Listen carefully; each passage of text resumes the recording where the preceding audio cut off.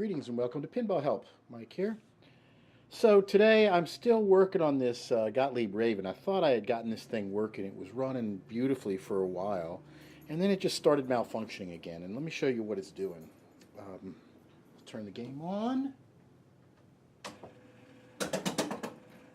So it boots up, but you can see the helicopter is running and the flippers are working, and when I start a game, it starts the game, but the sound is out, and some of the coils aren't working. It doesn't kick the ball into play, so there's definitely something wrong with it. This was similar to what was happening before I did some repairs where I replaced some caps and stuff on various boards, and I am thinking that this could be the culprit. The System 80 boards, apparently, I'm going to turn this off. The System 80 boards, from what I understand, if they don't really get good clean power, they just start acting all wonky.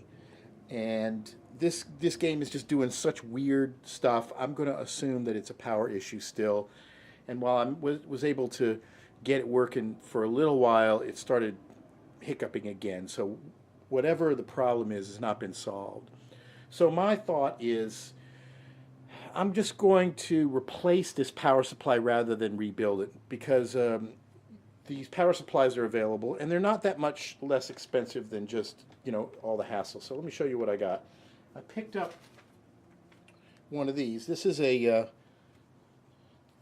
Gulf Pinball System 80B power supply, and it's a drop-in updated replacement for the power supply that's in the machine, which is just this big huge heat sink. So this is obviously a much more efficient power supply. It was about $75, and if this can make the game run reliably for a while and it uses newer quality components, I think this is probably a good purchase. So what I'm going to do is I'm going to throw this in the game, and we're going to see if this solves the problem. If not, well, then we're just back to kind of, diagnosing it, and we'll get into the inners and tracing out why there's some weirdness with the game. So let's see what this does. Stay tuned for the next video.